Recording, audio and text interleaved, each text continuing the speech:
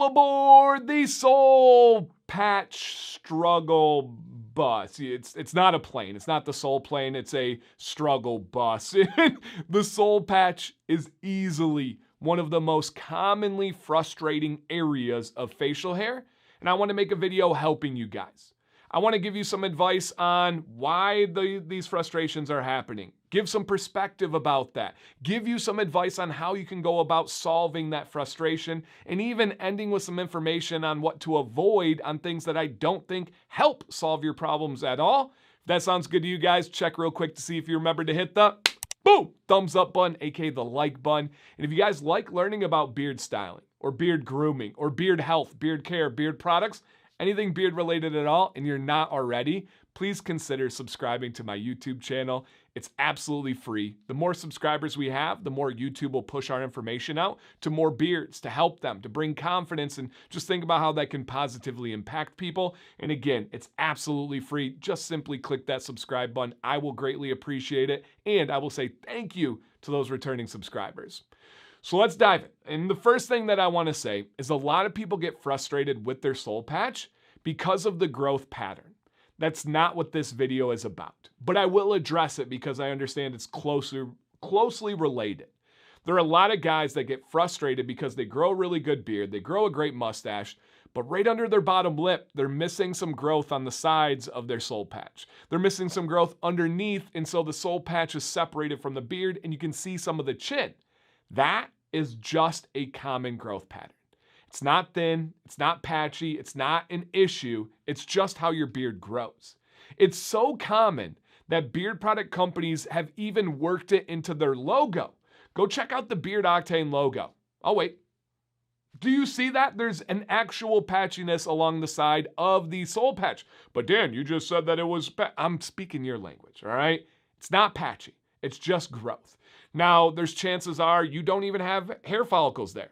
Or you have dormant or young hair follicles that will get better as you age and get healthier. Maybe use some ingredients that are going to wake up dormant hair follicles. That's in other videos. What we're talking about today is the soul patch that just does not play ball. It does not want to lay down. It's going to go in different directions and you just can't calm it. You just can't tame it. Maybe it's doing one of these guys. Whoop. Maybe it's doing one of these guys. Whoop. Maybe it's just not doing its thing. I've got the help. First, let's look at why this is happening. The soul patch is like an island of facial hair that oftentimes will connect, oftentimes it won't connect to the rest of the facial hair. Maybe it becomes a peninsula.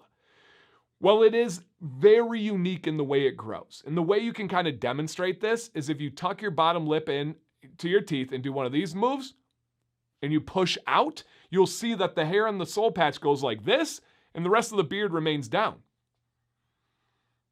It has this little island of growth that's so very different than the rest of the beard. You'll even see color differences where sometimes the soul patch is lighter than the rest. Sometimes the soul patch will be darker than the rest. Maybe it'll be red.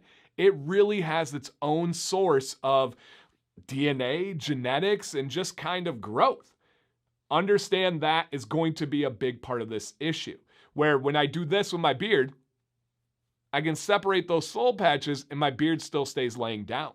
So when I have this new growth that's laying over the rest of the beard, it's like you have two different things that can cause problems. It can go in different directions. That's the source of the issue.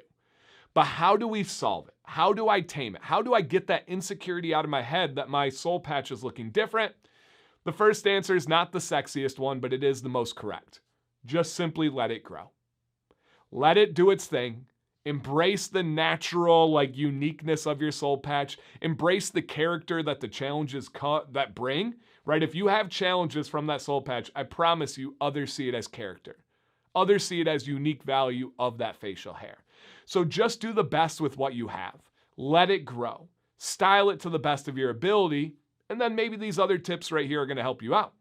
For me, the biggest tip I can give is heat from a heated brush. I use it every day. Some days it plays ball better than others, but if I don't use heat, it looks very, very different. There's great heated brush options out there from Aberlite, from Beard Octane, and from others. I'm sure those are the two that I use kind of in rotation, but they're fantastic. Get a heated brush, oil on a damp soul patch. I was going to say damp beard. Oil on a damp soul patch. Let your heated brush heat up to around 320. You can go up to 360 if you have really stubborn coarse hair. You can go lower if you don't need it, but start 320. And then just do a couple of slow, intention-filled passes. You don't want to be too fast. That can make the problem worse. You don't want to hold it on there for too long. You're going to find that sweet spot. Couple good, slow passes where you're grabbing the hair, and then leave it alone. Heat plus tension equals direction.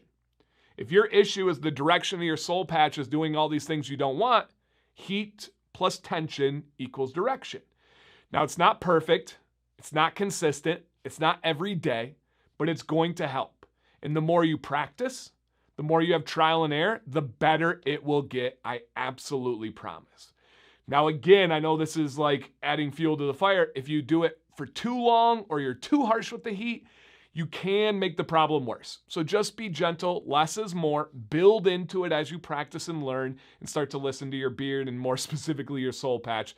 But that's the number one way that I solve it for myself personally, a heated brush. I use a blow dryer on all of my beard. I use a heated brush on my mustache and my soul patch every day. Every single day. It makes a big difference for me. Second option, it's not for me, but it could be for a lot of you, beard balm. Beard balm is a beeswax-based product that's going to help lock in styling. If you can get your soul patch to the way you like it in the morning, and then you go to work, you go out in life, and you're like, what happened? Humidity, life, it's going crazy. Balm will be a product that will help you lock that style in. So consider looking into a firm hold balm that can get the job done to leave those hairs laying down. That's a huge aspect. Those are my biggest tips. Let it grow, use heat, and consider beard balm. Now, what I'm going to tell you not to do is sculpt the soul patch. I am not a fan of that. If people are like, well, it's thin, it's wispy, I'm just going to go in and I'm going to shave along the side and make it really defined. I'm going to take a trimmer and go real chiseled and really own it. I don't like that look personally. Now, am I right? Am I wrong? No, it's all subjective. But I feel like if that's an issue that you have going on, drawing more attention to it is not going to solve it in the long run. Guys that I see do that, they trim it, they sculpt it, they send it to me and tell me how much they love it in the first day or two. And then about 3 or 4 weeks later, they're like, Dan, what did I do? Why did I do that? And the real reality comes through. They have that buyer's remorse when they bought the idea of sculpting it and trimming it. And then they're like, why? I just set back my growth. Because growth does help. Length does help. It is easier to work with heat on a soul patch that's longer than shorter.